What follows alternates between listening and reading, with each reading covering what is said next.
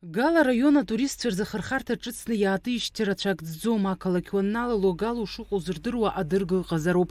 Уажәы уи аргылара ҳаҿуп. Иара ақалақь асимвол хароуп, ирҳәоит араион анаԥхгара. Уи аҟаҵаразы ҭыԥантәи абиуџьет аҟынтәи иазоужьын бежь-миллион мааҭ инареиҳаны аԥара. Иахьазы ашьаҟақәа ҭадыртәахьеит, уажәы урҭ ршьыхра иаҿуп. Сама идея установки здесь арки была рождена в связи с тем, что у нас на въезде в свое время стояла стела. Стела, которая символизировала въезд в Галский район. Для чего она нужна? Ну, мы сейчас потихонечку начинаем развивать в Галском районе туристический маршрут.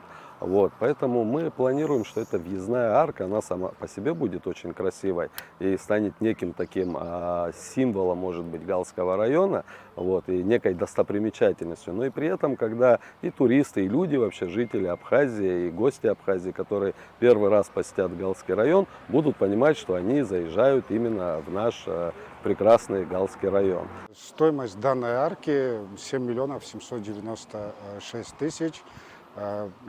Инициатива это администрации Гальского района. Здесь ранее стояла стела, которая несколько лет назад была разрушена. Необходимость была в связи с тем, что наш Гальский район дотационный, средств всегда не хватает, и много социальных задач, которые в районе стояли, выбор пал на строительство данной арки. Надеемся, что это будет хороший, качественный объект. Гала район ушалала зато зҳәо адырга уаанӡагьы иҟан, аха шықәсқәак раԥхьа амашьына асын иԥнаҽит. Аиҭашьақәыргыларагьы ус имариамызт. Уажәы иҟарҵо аура бежь-метрак еиҳахоит, аҭбаара зежь-метра. Аусурақәа хдыркәшараны иҟоуп нанҳәа мзазы. Фатима Гергиев-ҳа, Сергей Каџьаиа, Аԥсуа телехәаԥшра.